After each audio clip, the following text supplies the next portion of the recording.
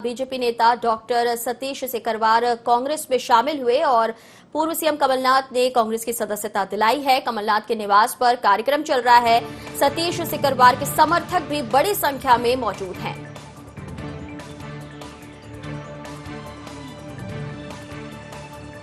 पूर्व सीएम कमलनाथ ने कांग्रेस की सदस्यता दिलाई है। कमलनाथ के निवास पर सदस्यता कार्यक्रम चल रहा है। सतीश सिकरवार के समर्थक भी बड़ी संख्या में पहुंचे हैं।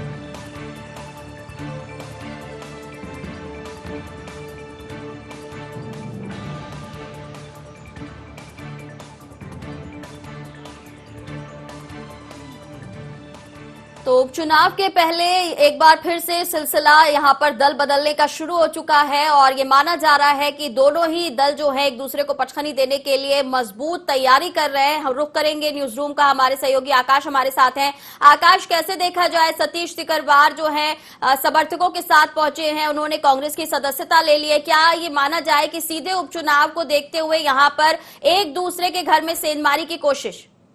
निश्चित रूप से नाज़नीन, सेंधमारी की कोशिश है। और अगर हम एमपी बीजेपी की बात करें तो एक बड़ा झटका बीजेपी को लगा है, क्योंकि जिस तरीके से ग्वालियर से आते हैं डॉक्टर सतीश सिकरवार और इसके पहले भी उनके भाई विधायक भी रह चुके हैं बीजेपी से, तो ऐसे में उनका जो है कांग्रेस में जाना और अपने साथ 150 समर्थक और करीब 2 पार्षद लेकर जो है वो कांग्रेस में उन्होंने कांग्रेस का दामन थामा है। पीसीसी चीफ कमलनाथ के निवास पर वो इसके पहले भेंट करने पहुंचे थे, यहाँ उनसे उन्होंने मुलाकात की और उसके बाद यहाँ पर विधिवत रूप से उन्होंने कांग्रेस का दामन थामा। अगर हम बात करें तो जिस तरीके से इसको लेकर अब सियासत भी सीधे तौर पर देखने को मिल रही है, लगातार बीजेपी, अगर हम बात करें तो बीजेपी इसको लेकर निशाना साधती हुई कांग्रेस पर नजर आ रही है। सतीश सिकरवार के कांग्रेस का दामन थामने पर मध्य प्रदेश के जो गृह एवं जेल मंत्री डॉक्टर नरोत्तम मिश्रा, उन्होंने भी सीधे तौर पर कहा है कि इससे बीजेपी को कोई नुकसान नहीं होने वाला, उल्टा कांग्रेस के लिए जरूर ये नुकसानदायक बात है। तो सीधे तौर पर बीजेपी इस बात को जरूर कह रही है कि अब हमें इससे कोई नुकसान नहीं है, लेकिन कहीं ना कहीं थोड़ा बहुत फर्क जरूर पड़ता है। आकाश, और यही कारण नहीं किया जाएगा कि बीजेपी को कोई नुकसान होगा या नहीं, क्योंकि अगर देखा जाए इससे पहले बड़ी संख्या में ग्वालियर में जब सम्मेलन किया गया बीजेपी की तरफ से, हजारों की संख्या में कांग्रेस के जो समर्थक थे वो बीजेपी में शामिल हुए। तब कांग्रेस भी कुछ ऐसा ही कह रही थी कि कोई फर्क नहीं पड़ेगा, अच्छी बात है कि जो हमारे साथ नहीं थे वो हमें छोड़कर चले गए। लेकिन अगर यहाँ पर राजनीतिक समीकरणों को समझा जाए, आने वाले वक्त में उपचुनाव हो सकते हैं और अगर जिस तरीके से घोषणा से पहले ही दल बदलने की जो प्रक्रिया शुरू हो गई है, क्या ये माना जाए यहाँ पर बीजेपी तो पहले से मजबूत दिख रही है, लेकिन कांग्रेस जो बाहरी लोगों को पार्टी में ले रही है उन पर कितना भरोसा जता सकती है? क्योंकि अगर देखा जाए पहले जो घर के लोग थे वो ही उसे छोड़कर चले गए।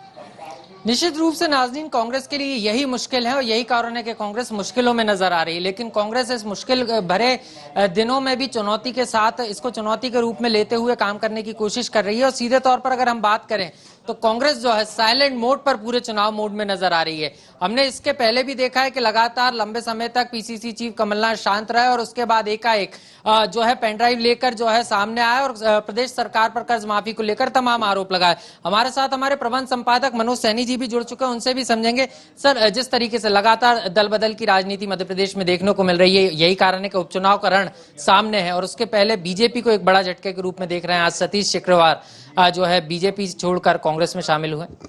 देखिए आकाश, इससे ही नजर आ रहा है कि भले चुनाव की तारीख तय नहीं हुई हो, लेकिन चुनाव की तारीख तय होने के पहले जैसे खबर आ रही है, आज जो ताजा खबरें हैं कि 20 तारीख के आसपास चुनाव आयोग एक प्रेस कॉन्फ्रेंस के जरिए साफ हो जाएगा कि चुनाव का कार्यक्रम क्या होगा। यानी ये तो अब दिखाई दे रहा है कि अक्टूबर में चुनाव होना है। अब उसको लेकर जिस तरह भारतीय जनता पार्टी एग्रेशन में है, भारतीय जनता पार्टी कई दौरे हैं जिस पर अभी हम थोड़ी देर पहले चर्चा कर रहे थे, शिवराज जी, ज्योतिरादित्य सिंधिया, सभी सितंबर में 20 सितंबर तक तमाम सारे दौरे करने जा रहे हैं। इसके अलावा हम देखें तो भारतीय जनता पार्टी के तमाम युवा मोर्चा जिन्हें जिम्मेदारी सौंपी गई वो नजर आ रहा है। लेकिन ऐसे में कांग्रेस ने एक दबाव बनाने का प्रयास किया है कि यदि आप बहुत सारे नेताओं को लेकर आ रहे हैं कांग्रेस से बीजेपी में, तो हम भी कहीं पीछे नहीं है। और एक बड़ा झटका इसको कहा जा सकता है सिकरवार के रूप में, जो भारतीय जनता पार्टी का दामन छोड़कर कांग्रेस का दामन थाम रहे हैं। तो चुनाव के पहले कांग्रेस अब धीरे धीरे कर हमें लगता है मैसेज देने की तैयारी में है कि हम भी, हमारी रणनीति कुछ अलग है, हम अपने पत्ते नहीं खोल रहे हैं। इसलिए आज शायद कमलनाथ दिल्ली भी जा रहे हैं, वहां भी एक नई तरह की रणनीति देखने को मिलेगी। लेकिन इसके साथ ही नरोत्तम मिश्रा जी का एक कहना, जो कि जेल एवं गृह मंत्री, थोड़ी देर में हम बयान भी सुनाएंगे कि आखिर उन्होंने क्या कहा, तो इससे जाहिर हो रहा है कि बीजेपी और कांग्रेस दोनों एक दूसरे के साथ चल रहे हैं। लेकिन भारतीय जनता पार्टी को देखें जिस तरह के दौरे और तमाम तरह की जो योजना है, सरकार का प्लान नजर आ रहा है, उससे लगता है कि बीजेपी कहीं आगे।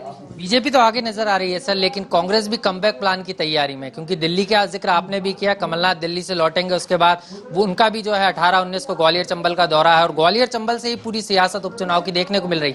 सबसे ज्यादा 16 सीटें ग्वालियर चंबल से।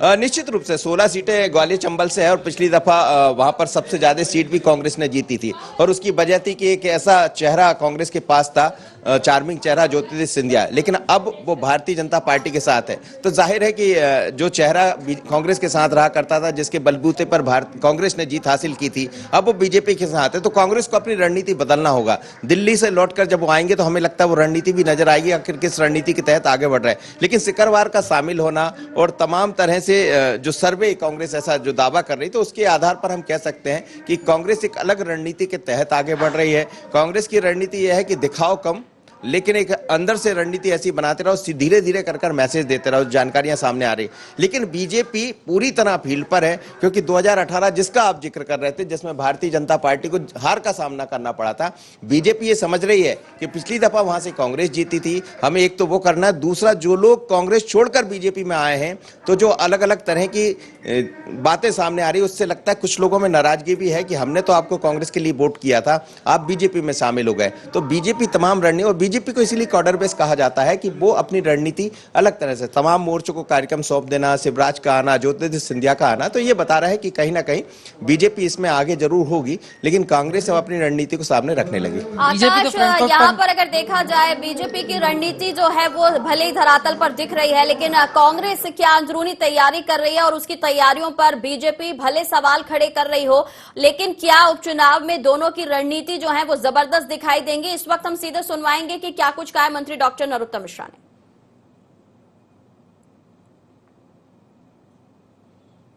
तो सतीश सिकरवार ने कांग्रेस का हाथ थाम लिया है, लेकिन इससे बीजेपी का कहना है कि कोई फर्क नहीं पड़ेगा और उनको कोई झटका नहीं लगा है, ये कहना है मंत्री डॉक्टर नरोत्तम मिश्रा का। तो चलिए सीधा सुनते हैं क्या कुछ कहा। इससे काहे का झटका? इतने चिंतित तो मुझे आप ही दिख रहे हो बस। इससे काहे का झटका? इतने चिंतित तो मुझे आप ही दिख रहे हो बस। तो कोई चिंता की बात नहीं है, और जो झटका लगा है उससे बीजेपी को कोई फर्क नहीं पड़ेगा। सीधे सीधे इंकार ही किया है कि बीजेपी को कोई झटका नहीं लगा है, ये कहना है मंत्री डॉक्टर नरोत्तम मिश्रा का। हमारे सहयोगी आकाश हमारे साथ बने हुए हैं। आकाश, किसी के जाने से कोई फर्क नहीं पड़ता, क्योंकि बीजेपी अपनी रणनीति के साथ जीत के लिए आगे बढ़ रही है, ये लगातार बार बार बयानों में सामने आ रहा है।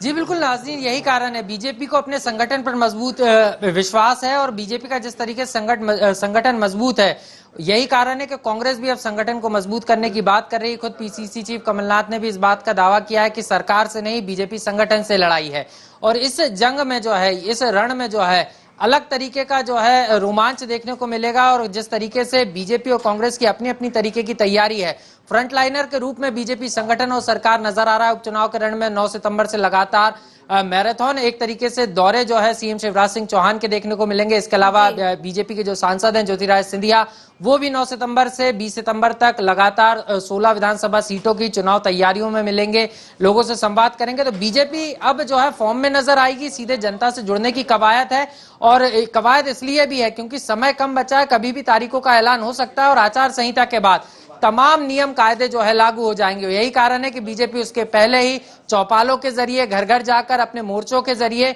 जनता से सीधा संवाद करना चाहती है, प्रदेश के विकास की, जन कल्याण की जो योजनाएं हैं उन तक पहुंचाना चाहती है। नजर डालें उपचुनाव को लेकर तैयारियों पर, तो बीजेपी लगातार आगे दिख रही है कांग्रेस से, और ये कोई पहली मर्तबा नहीं है, क्योंकि बीजेपी इसी ध्येय पर काम करती है कि एक चुनाव खत्म हुआ तो आगे की रणनीति पर काम करना शुरू हो जाता है। लेकिन उपचुनाव को देखते हुए कांग्रेस भी ये कह रही है कि उसकी भी तैयारी पूरी, अपने सर्वे का बार बार वो जिक्र करती है। आपने भी अभी थोड़ी देर पहले कहा कि बराबरी से मुकाबला करने की तैयारी कांग्रेस कर रही है, तो ऐसे में क्या टक्कर देने के लिए कांग्रेस की रणनीति दिखती है धरातल पर? जी निश्चित रूप से इसके लिए कांग्रेस भी जो है नाज़रीन साइलेंट मोड पर तैयारी कर रही है। हमने देखा है 2018 के विधानसभा चुनाव में भी बीजेपी फील गुड में थी कि बीजेपी की सरकार चौथी बार लगातार बन रही है, और यही कॉन्फिडेंस कहीं ना कहीं जो है बीजेपी के लिए खतरनाक साबित हुआ था और कई जो प्रत्याशी थे बीजेपी के, जो मंत्री भी रह चुके थे, उनको जो है ऐन वक्त पर जो है परिणामों के समय हार का मुंह देखना पड़ा और कांग्रेस की सरकार मध्य प्रदेश में बनी। और इसी कमबैक प्लान के साथ 2018 की तर्ज पे ही काफी कुछ करते हुई कांग्रेस नजर आ रही है। जिस तरीके से सर्वे कराए गए हैं प्रत्याशियों के चयन को लेकर, और उसके बाद लगातार 15-15 दिनों में कांग्रेस का एक्शन प्लान नजर आता है। साइलेंट मोड पर पीसीसी चीफ कमलनाथ निकलकर आते हैं और सरकार पर निशाना साधते हैं। हालांकि सत्ता पक्ष की बात करें तो सत्ता पक्ष का साफ तौर पर कहना है कि सोशल मीडिया पर ही सिमट कर कांग्रेस रह गई है, कांग्रेस के पास कार्यकर्ता नहीं है। लेकिन धरातल पर काम करने के लिए इस बार 15-15 दिन में जो कमलनाथ हैं वो साइलेंट जोन से बाहर आते हैं और उसके बाद जो रणनीति होती है वो सबके बीच होती है। इस वक्त सुनवाएंगे कि उन्होंने क्या कुछ कहा है इस पूरे वाक्यों को लेकर। वरिष्ठ पुराने करीबी साथीगण और आज से सतीश सिकरवार जी भी अपने साथी बने। ये महल नहीं है, ये तो निवास है। आप लोग तो महल पहचानते हैं।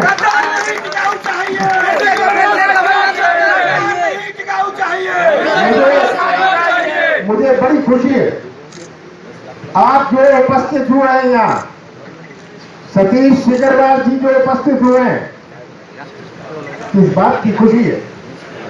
मुझे इस बात की खुशी है कि आप प्रदेश की तस्वीर, प्रदेश का भविष्य जी को आज ये वचन देके जा रहे हैं कि ग्वालियर महानगर में 2 सीटें हैं, दोनों की दोनों सीटों में भारतीय जनता पार्टी को हराकर कांग्रेस को विजयश्री दिलाकर ही हम कम देंगे।